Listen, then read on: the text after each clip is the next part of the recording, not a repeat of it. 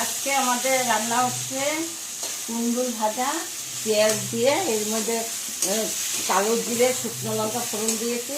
যে কুমড়োর ভাজাটা হয়ে গেছে, এখন নামিয়ে দেবো। তারপর হবে ট্যাংরা মাছের ঝোল, পাতলা ঝোল।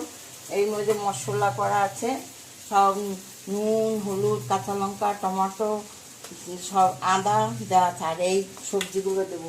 কীভাবে রান্না করতে আপনাদের দেখাবো।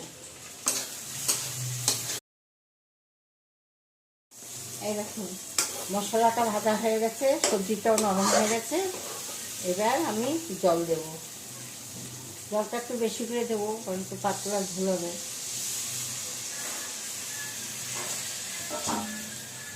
এই জল দিলাম, এবার মাছগুলো ছেড়ে দেবো।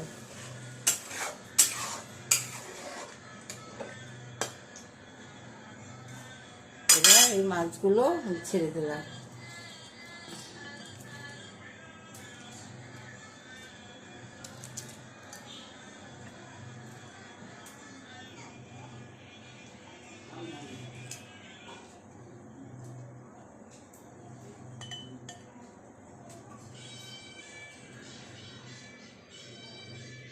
আর একটু জল লাগবে।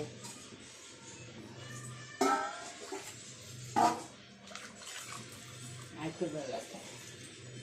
এবার একটু ভালো করে ফুটবে, মাছটা একটু নরম হবে, তারপরে নামিয়ে দেবো।